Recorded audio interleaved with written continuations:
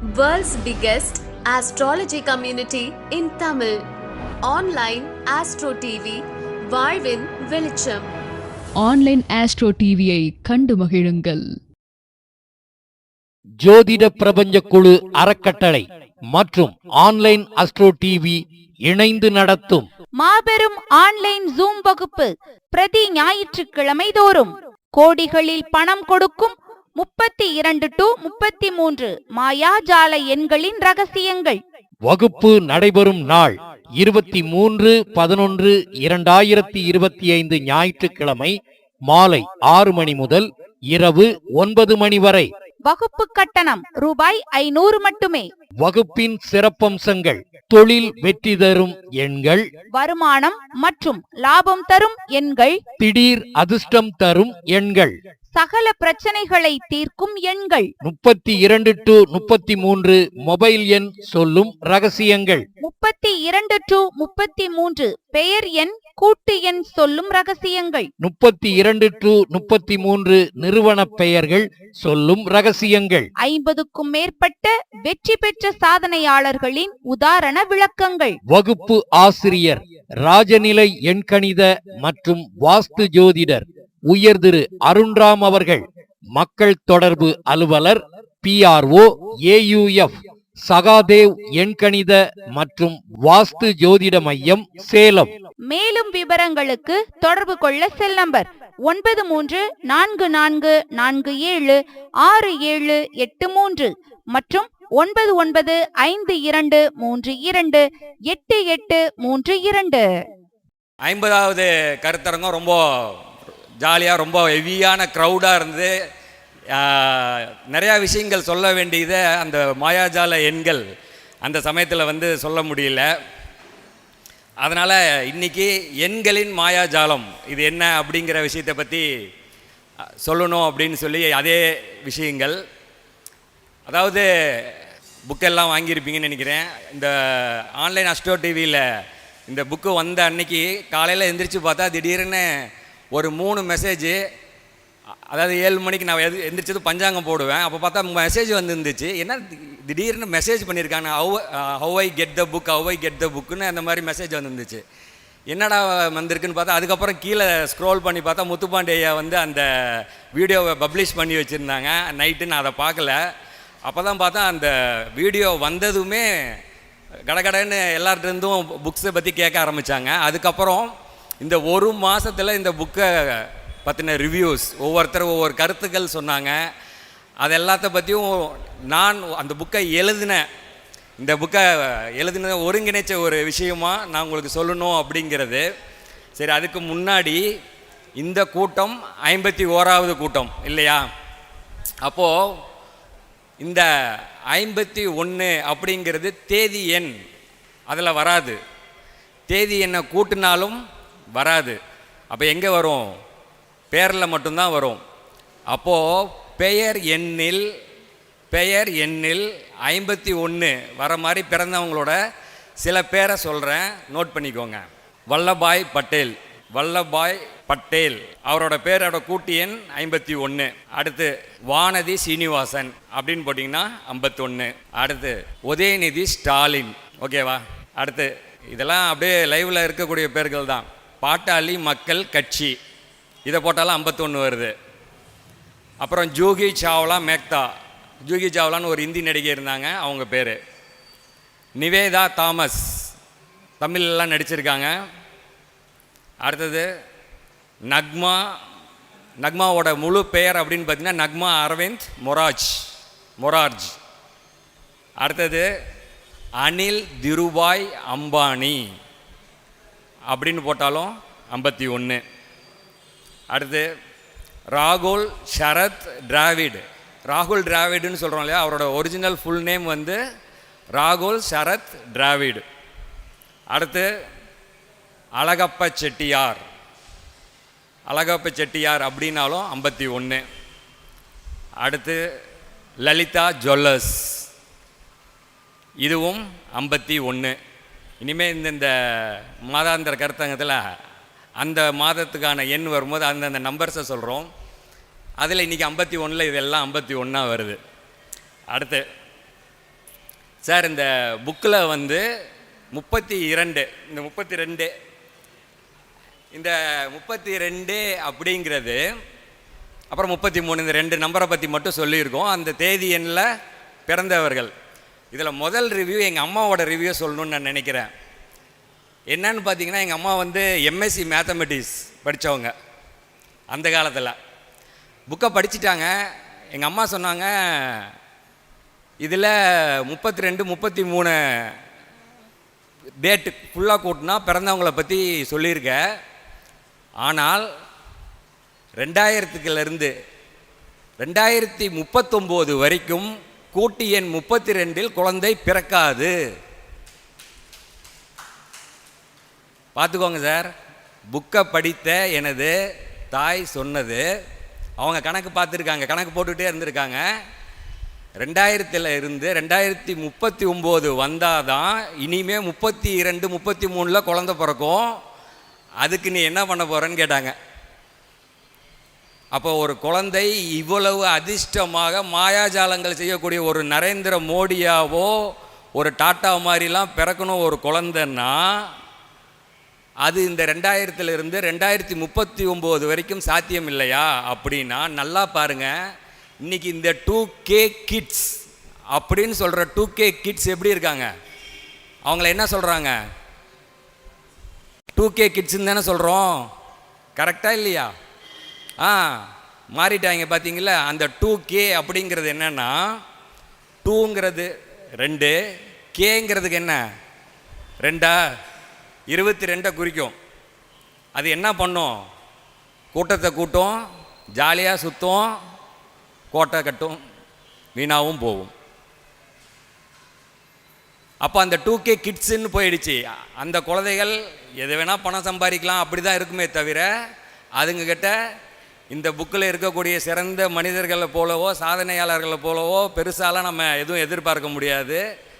காலம் கெட்டு போச்சு, மாறி போச்சுங்கிறது இந்த 2002 இனிமேல் 2039 வரை பிறக்கின்ற குழந்தைகள் மிகவும் இதாக இருக்கும். அதில் எங்கே இந்த 32 33 கொண்டு வர முடியும்னா, ஒன்லி பேரில் மட்டும்தான் கொண்டு வர முடியும்.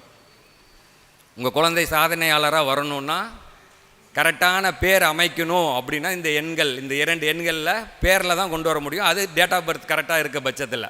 ஓகே, அடுத்தது இதுதான் என்னோடய முதல் ரிவ்யூ அண்ட் பெஸ்ட் ரிவ்யூன்னு சொல்லலாம்.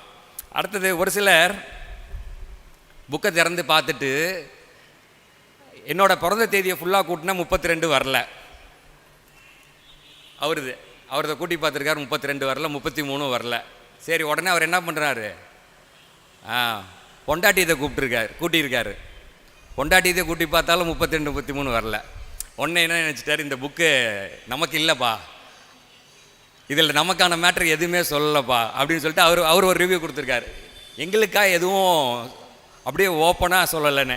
அதை ஒருத்தங்கள்ட்ட பேசும்போது சொன்னாங்க, சார் வாழைப்பழத்தை உரிச்சி மட்டும் கொடுக்கக்கூடாது சார், நீங்கள் ஊட்டி விடணும்னு அவங்க நினைக்கிறாங்க அப்படின்னு. இந்த ஊட்டி விடுற வேலைலாம் நமக்கு இல்லை.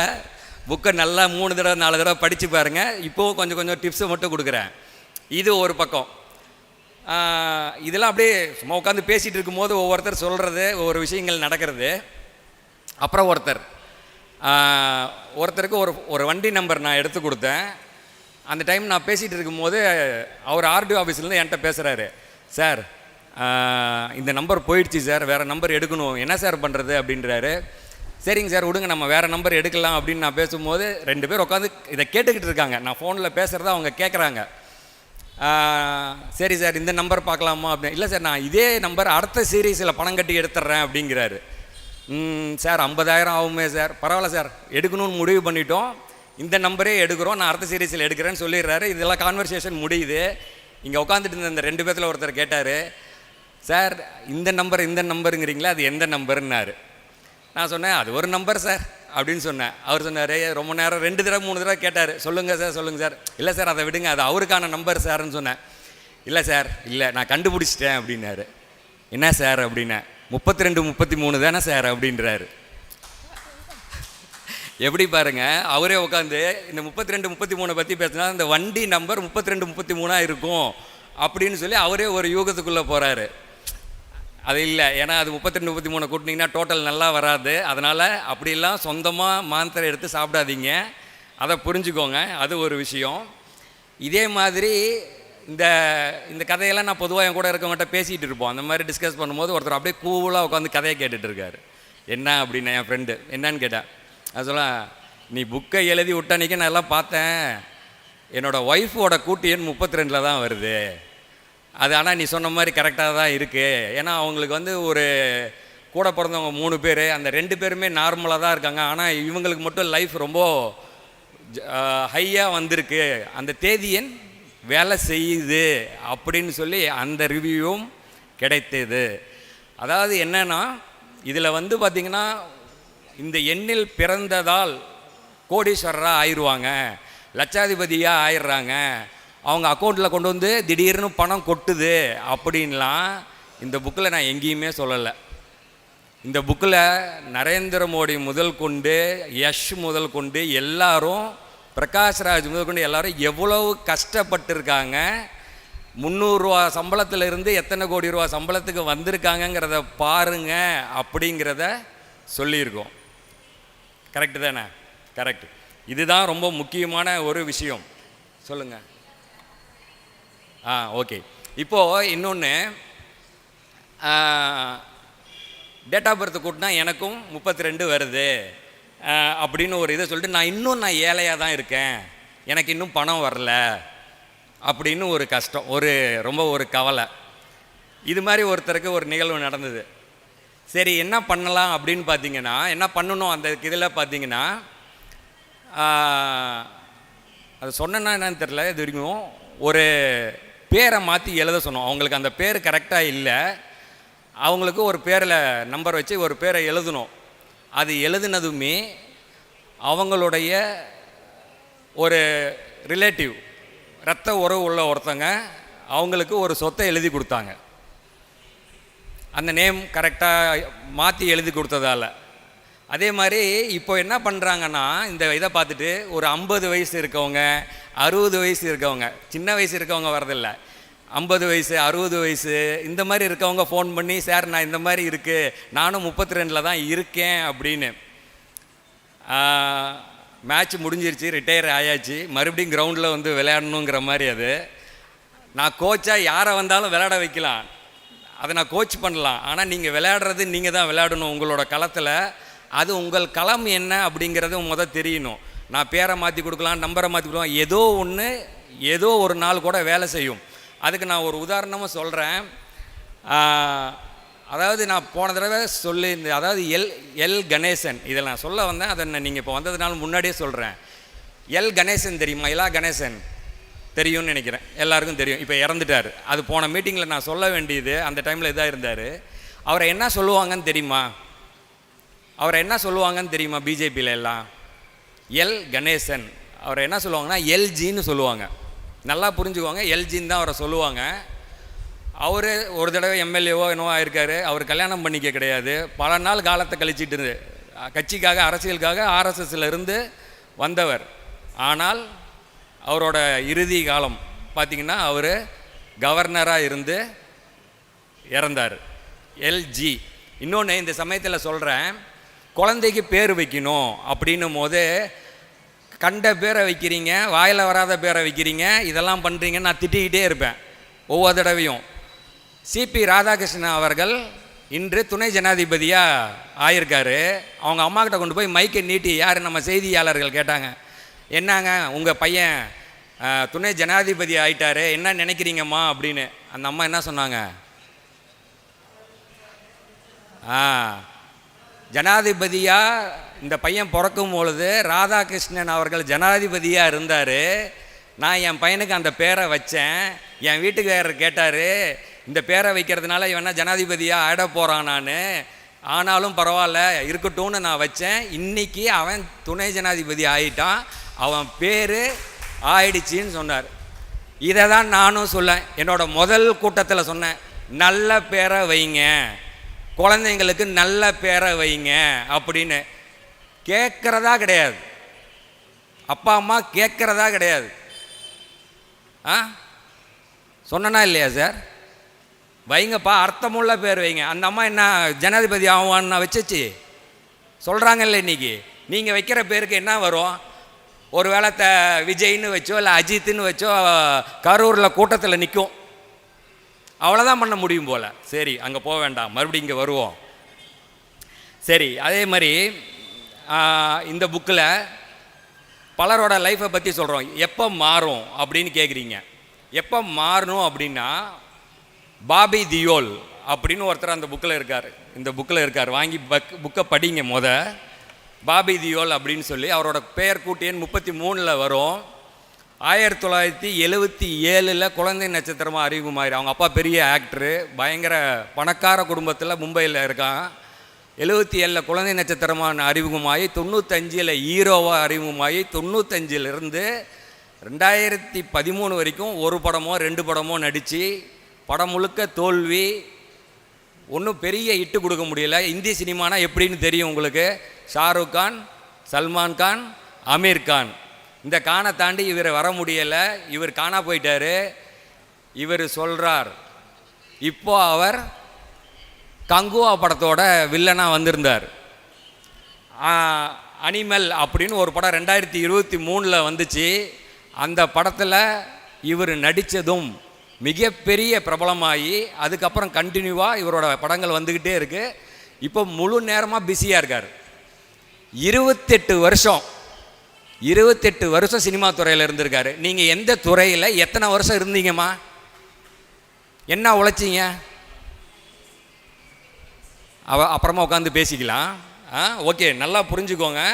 28 வருஷம் ஒரு பணக்கார அப்பனுக்கு பிறந்தவன், சில்வர் ஸ்பூனில் கோல்டன் ஸ்பூனில் பிறந்தவன், ஒன்றுமே ஜெயிக்க முடியல. ஒரு டைரக்டர் அவனை இயக்கினார். இன்றைக்கி அவன் ஜெயிச்சிட்டான். நான் முதல்ல சொல்லியிருக்கேன், நான் தோத்துட்டேன்றவங்க முதல்ல என்ன பண்ணோம்? சேஞ்ச் யுவர் டைரக்டர், உங்கள் இயக்குனரை மாற்றுங்கள் அப்படின்னு சொல்லியிருக்கேன்னா. நீங்கள் ஏன் தோத்தீங்கன்னா, நீங்களே நடிச்சிங்க, நீங்களே கதை எழுதுனீங்க, நீங்களே மியூசிக் போட்டிங்க, நீங்களே தயாரிச்சிங்க, உங்கள் படம் ஓடலை. அதனால் இங்கே வரீங்க, கண்டினியூவாக வாங்க. தினேஷ் ஐயா இருக்காங்க, அவங்க இயக்குவாங்க. முத்துப்பாண்டி இருக்கார், அவர் படம் எடுப்பார், உங்கள் படம் ஓடும். நீங்களும் இங்கே வந்து நல்லா வருவீங்க, நீங்களும் பிரபலமாவீங்க. ஓகேவா? இதுதான் நடக்கும், கண்டிப்பாக நடக்கும். அது உங்களுக்கு முன்னாடி இருக்கிற அந்த பாப்பாவுக்கு நடந்தது. அந்த பாப்பாவுக்கு 13-14 வயசில் நடந்ததுன்னா உங்களுக்கு 60 வயசில் நடந்தாலும் அதுவும் வெற்றி தான். உட்காருங்க, எல்லாம் பேசிக்கலாம். சொல்கிறேன், ஃப்ளோ போயிடும்.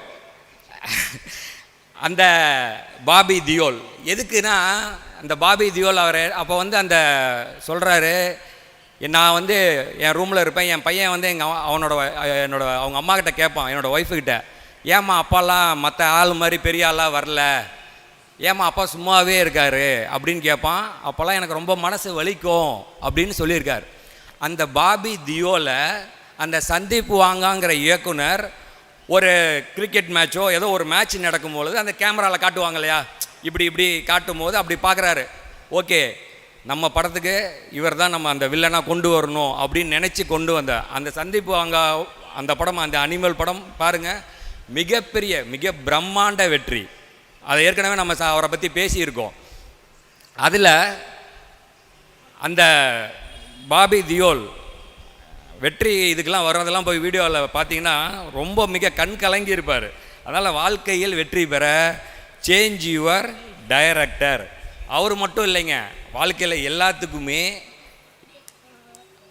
இயக்குனராக மாற்றிக்கிட்டு இருக்காங்க. இப்போ ஜெகபதி பாபுன்னு நான் ஏற்கனவே சொல்லியிருக்கேன். ஜெகபதி பாபு அப்படின்னு சொல்லி தெலுங்கில் ஒரு நடிகராக இருந்து 1989 சொந்தமாக நடிக்க ஆரம்பித்து இந்த அந்தப்புறம் அப்படிங்கிற தமிழில் பார்த்திபன் கேரக்டர் தெலுங்கில் பண்ணவர். அதை ஷாருக் கான் ஹிந்தியில் பண்ணிவிட்டு, என்னையா மனுஷன் இவன் பண்ண மாதிரிலாம் என்னால் நடிக்கவே முடியலையா அப்படின்னு சொல்லிட்டாப்புல. அந்த அளவுக்கு பண்ண ஆக்டரு அத்தனை லாஸ் எல்லாம் போயிடுச்சு, காலி ஆனதுக்கப்புறம் நம்ம நடிகர் அர்ஜுன், நம்ம தமிழ் நடிகர், அவங்களாம் ஃப்ரெண்ட்ஸு, அவர் தான் அவரை பார்த்துக்கிட்டார். சும்மா பார்த்துக்கிட்டாருன்னா ஹெல்ப் பண்ணிக்கிட்டு அவரோட கூட இருந்தார். 2014 லெஜண்ட் அப்படின்னு ஒரு தெலுங்கு படத்தில் வில்லனாக அறிமுகமாகி மறுபடியும் வில்லனாக நடித்து அந்த 2014லேருந்து இன்றைக்கி 2024க்குள்ளார அந்த பல 89லேருந்து அவர் விட்ட பணத்தை விட அதிகம் சம்பாரிச்சிட்டார். இன்றைக்கி அவருக்கு 63 வயசு. ஒன்று நடிக்கணும், நான் ஹீரோவாக தான் நடிக்கணும்னு இல்லாமல் வில்லனாகவும் நடிக்கணும். நீங்கள் ரொம்ப நல்லவங்களாக இருந்திருப்பீங்க, நல்லவங்க அவ்வளோ சீக்கிரம் சம்பாதிக்க முடியாது. நல்லவனாகவே இருந்தீங்கன்னா சம்பாதிக்க முடியாது, சொல்லிட்டேன். அதையும்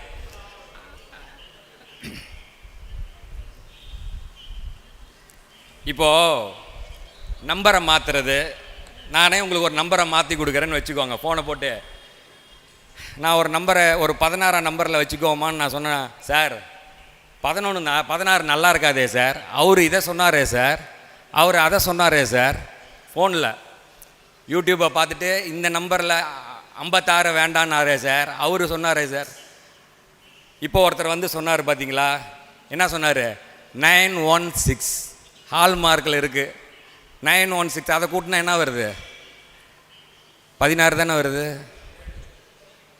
16 தான். ஓகே. அதனால் என்னென்னா எல்லா இடத்துலையும் ரகசியங்கள் இருக்குது. முதல்ல அந்த டைரக்டர் சொல்கிற பேச்சை கேட்கணுங்கிற எண்ணத்துக்கு வரணும். இப்போ நான் ஒரு நம்பரை எடுத்து கொடுக்கணுன்னா நீங்கள் இதை முடிவு பண்ணிவிட்டு வரீங்கன்னா அதை எடுக்கிற மனநிலை, அவங்க சொல்கிற பேச்சை முழுசாக கேட்கணுன்னு வந்தாலே ஜெயிக்கலாம். அதுக்கெல்லாம் யாரும் தயாராக இல்லை. நல்லா புரிஞ்சுக்கோங்க. இப்போது நம்ம 2 படத்தை பற்றி எப்போவும் சொல்லுவோம் கடைசியாக, வேணால் இப்போவே சொல்கிறேன். இப்போது ஒரு படம் வந்துச்சு. யார்?